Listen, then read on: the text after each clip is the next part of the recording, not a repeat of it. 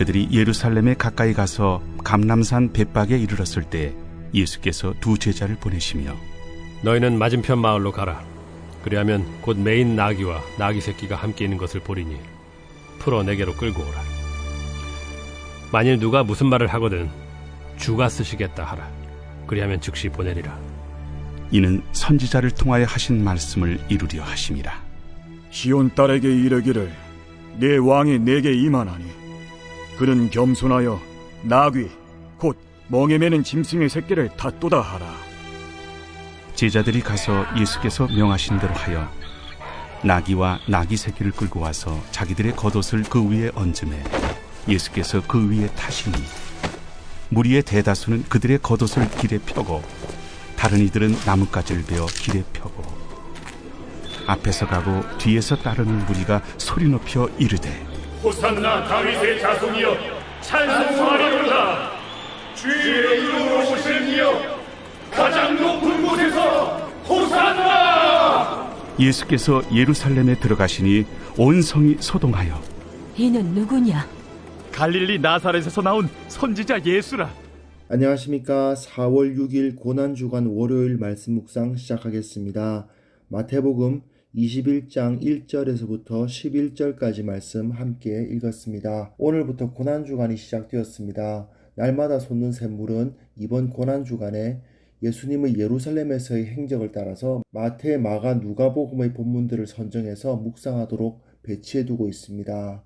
오늘은 어제 종려주일에 해당되는 내용이긴 합니다만은 예수님의 예루살렘 입성을 다루고 있습니다. 그리고 예루살렘 입성에 대해서는 네 복음서 중에서는 역시 마태복음이 가장 큰 관심을 표현하고 있고 또 상당히 자세히 깊이 다루고 있는 것도 사실입니다. 마가복음, 누가복음, 요한복음 다 다루고 있지만 아무래도 마태복음이 마가복음을 기준으로 한 것임에도 불구하고 마가복음보다 더 많은 관심을 두고 있는 것은 사실이에요. 특히 마태복음과 마가복음에서는요, 이 예루살렘 입성 사건이 복음서 전체의 중요한 분기점 역할을 해줍니다. 이후 예루살렘 안에서 예수님과 그 종교 기득권자들과의 대결이 벌어지는데 이 예루살렘 입성 사건을 통해서 예수님이 예루살렘을 침공하셨다.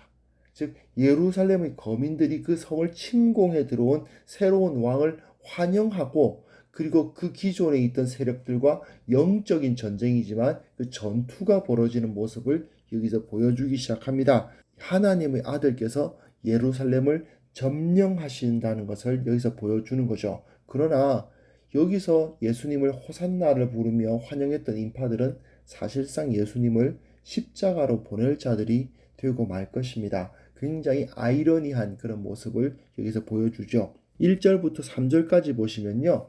이것이 하나님의 준비된 이벤트였다라는 것을 말해주는 부분입니다. 두 제자가 나타나는데 이 두 제자라는 말, 이는 증인을 상징하거든요.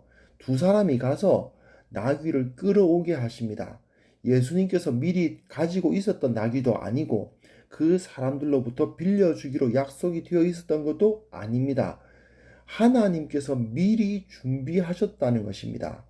요한복음에서는 이 준비된 나귀 이야기가 없어요. 그냥 예루살렘으로 걸어서 들어가시다가 나귀를 보시고 타셨다고 되어 있는데 마태복음과 마가복음에서는 이 예수님께서 타실 나귀가 미리 신비적인 방법으로 하나님의 섭리 안에서 준비되었다라는 것을 강조해 줍니다. 4절에서부터 8절까지 내용 보시면요. 이것이 하나님의 말씀의 섭리 가운데에서 준비되어 있었다는 것을 강조해요. 그래서 구약 성경에 나타나 있는 여러 가지 메시지들이 이 사건 안에 다 녹아들어 있다라는 것을 강조하는 거죠. 마태복음에서만 스가랴 9장 9절을 완전히 인용합니다. 마가복음이나 누가복음은 스가랴 9장 9절을 인용하지 않아요. 요한복음은 축약해서 인용을 하고 있습니다. 마태복음은 5절에 시온 딸에게 이르기를 내 왕이 내게 임하나니 그는 겸손하여 나귀 곧 멍에 매는 짐승의 새끼를 탔도다. 이렇게 스가랴 9장 9절을 거의 완벽하게 인용해 놓는 것을 볼 수 있습니다. 왜 그러냐? 하나님의 말씀대로 이루어진 사건이다라는 것을 여기서 강조하고 싶은 거죠. 또한 다른 복음서에서는 그냥 나귀를 타셨다고만 기록을 해요. 하지만 마태는 스가랴 9장 9절에 언급되어 있는 이 새끼를 제시를 합니다. 7절에 보시면 나귀와 나귀 새끼를 끌고 왔다라고 되어 있어요. 그래서 예수님이 그 새끼까지 왜 끌고 가셔야 되냐 뭐 이런 문제가 생기는데, 이건 어디까지나 온전히 예언되어 있는 말씀대로 이루어졌다라는 것을 강조하는 것이죠. 스가랴 선지자가 바라보았던 그 환상이 온전히 이루어지고 있었다라고 강조하고 있는 부분입니다. 그리고 제자들은 자기들의 겉옷을 그 나귀 등에 펴서 예수님께서 타시게 하고, 또 예수님이 그 예루살렘으로 들어가시니까 사람들이 자기 겉옷을 길에 펴잖아요. 이건 예수님이 왕이심을 선포하는 행위입니다. 겉옷을 펴는 거는요, 열왕기하 9장에 전장에 있었던 예후라는 사람이 있었는데, 선지자 엘리사가 자기 제자를 보내가지고 그 사람에게 기름을 붓게 해요. 그 일이 벌어지니까 그 군대가, 예후가 이끌던 군대가 예후 앞에 겉옷을 깔면서 왕이라 선포하는 모습이 있거든요. 열왕기하 9장 13절에 보시면 무리가 각각 자기 옷을 급히 가져다가 섬돌 위 곧 예후의 밑에 깔고 나팔을 불며 이르되 예후는 왕이라 하니라 이렇게 선포합니다. 마치 카페트 깔듯이 그 왕 앞에 겉옷을 임시로나마 막 깔아가지고 이 사람은 왕이다라고 선언하는 거죠. 그 모습을 여기서 반영하고 있는 겁니다. 또한 나뭇가지를 길에 폈다고 되어 있는데, 요한복음에서는 이 나무가 종려나무였다는 사실이 밝혀지고 있습니다. 그런데 이 종려나무는 번성함, 풍요, 평화의 상징으로 많이 사용되었고요. 특히 에스겔서 40장에 보시면 성전을 나타내는 중요한 상징으로 사용이 되었습니다. 그래서 이 사람들이 예수님 앞에서 겉옷을 펴고 또한 종려나무 가지를 펴고 하는 것은 새로운 왕이심과 동시에 저 성전을 새롭게 하실 분이라고 인정하고 있는 거죠. 사실 유대인들도 당시 성전이 완전히 썩었다는 사실을 알고 있었기 때문에 이스라엘의 진정한 왕 그리스도가 들어와서 저 썩어 있는 대제사장을 다 몰아내고 성전을 새롭게 할 거라고 기대를 했던 겁니다. 그리고 9절부터 11절 보시면 호산나 소리를 외치는 그 소리가 너무나도 커서 온 예루살렘이 들썩거렸다 하는 기록이 되어 있죠. 호산나라는 말은 지금 구원하소서라는 외침입니다. 다윗의 왕조가 곧 시작된다는 뜻이죠. 새로운 이스라엘이 시작된다. 새로운 성전 예배가 시작된다. 이런 것을 기대하고 있는 겁니다. 그들은 저 예수님께서 예루살렘에 입성하심으로 말미암아 이제 새 시대가 열릴 거라고 생각하고 있는 거죠. 5,000명을 떡 5개 물고기 2마리로 먹이는 그 강력한 능력을 가진 사람이 들어와서 저 썩어버린 성전의 대제사장을 내쫓아버리고 저 부패한 산헤드린 공의회를 제거해버리고 새로운 시대를 열어줄 것이라고 기대하고 있는 것입니다. 그러니까 난리가 난 거예요. 하지만 저들이 생각하고 있는 하나님의 나라와 예수님이 세우실 하나님의 나라는 전혀 성격이 달랐다는 데 문제가 있습니다. 마태는 이 일로 인해서 예루살렘 온 성이 소동했다라고 기록을 하거든요. 분명 이 사건은 충격적이었던 것은 사실인 것 같습니다. 이렇게 소동했다는 말을 왜 하느냐? 전투가 시작됐다 이겁니다.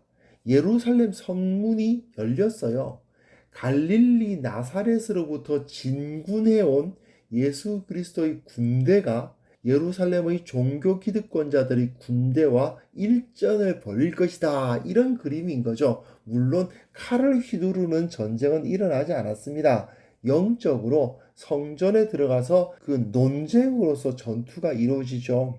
그걸 통해서 하나님의 나라가 이제 바로 세워질 것이다 라는 것을 여기서 바라보고 있는 것입니다. 비록 칼을 휘두르는 혁명이 일어난 것은 아니지만 이 사건을 통해서 예루살렘에는 진정한 영적 혁명이 일어났다고 마태는 선포하고 있는 겁니다. 자, 이 사건 이후로 예수님은 말씀을 가지고 저들의 잘못을 다 드러내십니다. 그리고 예루살렘의 종교 기득권자들은 처음에는 예수님의 방식대로 대응을 해오다가 자신들이 완패해요. 그러고는 비겁한 폭력으로 밤에 사람을 보내서 납치해서 하룻밤에 일사천리로 재판 진행해가지고 이방인의 손에 넘겨서 죽이는 그야말로 비겁한 만행이죠. 그런 짓을 저지르고 말았습니다. 예수님께서는 사실 그들이 그런 짓을 할 거라는 것을 알고 계셨지만 똑같은 방법으로 저들에게 대응하지 않으시고 묵묵히 십자가를 지셨죠. 그러나 그 십자가를 지신 것은 패배가 아니라 오히려 진정한 승리가 되었습니다. 결국 우리가 고난주간을 지키는 이유는 무엇인가?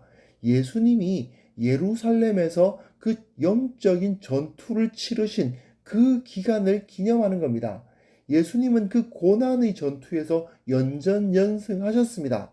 그리고 그 대적들의 악함을 만천하에 드러내셨습니다. 또한 십자가에서 죽으셨죠. 그러나 그 죽음은 결코 패배가 아니었습니다. 오히려 다시 살아나셔서 온 세상을 다스리던 사탄의 권세까지 그 종교 기득권자들에게만 이기신 것이 아니라 온 땅을 죄악으로 주관하고 있던 사탄까지 무너뜨리시고 그 죽음까지 이기신 겁니다. 그러므로 고난주간은 단순히 슬퍼하는 기간이 아닙니다. 힘들죠. 전투라는 건 원래 힘들지 않습니까? 그렇기 때문에 주님도 그 전투를 감당하시기 위해서 힘든 기간을 보내셨습니다. 그러나 이 힘든 전투 기간은 결코 슬퍼하고 눈물을 흘릴 시간이 아니라 승리의 소식을 향해서 앞으로 나아가는 기간이었다는 것을 기억할 수 있었으면 좋겠습니다. 주님께서 예루살렘에서 그 전투를 감당하셨듯이 우리도 주님의 뒤를 따라서 이 세상 가운데 영적인 전투를 감당해 나가야 됩니다. 그러나 이 전투는 단순히 힘들고 어렵기만 한 전투는 아닙니다. 승리의 영광이 우리 눈앞에 있다는 사실을 믿음으로 바라보는 귀한 성도님들 되셨으면 좋겠습니다. 언젠가 최종 승리의 그날에 기뻐하며 주님과 함께 먹고 마시고 예전에 그 함께 싸웠던 일들을 추억하는 날이 있을 것입니다. 그날을 바라보는 우리 성도님들 되셨으면 좋겠습니다. 하나님 아버지, 고난주간을 맞이하여서 주님께서 예루살렘에 입성하시는 모습을 한번 살펴보았습니다. 주님께서 승리하실 것을 바라보시며 그 고난의 길을 시작하셨던 것처럼 우리도 주님의 뒤를 따라서 그 승리를 바라보면서 이 세상 가운데 그 고난의 길을 걸어가게 하여 주옵소서. 이 고난이 결코 슬프고 힘든 것만이 아니라 승리의 영광을 바라보는 길이라는 사실을 깨닫게 하시고 주님의 영광을 기대하고 기쁜 마음으로 이 길을 걸어가는 귀한 성도들 다 될 수 있도록 주여 우리에게 복을 내려 주옵소서. 예수님의 이름으로 기도합니다. 아멘.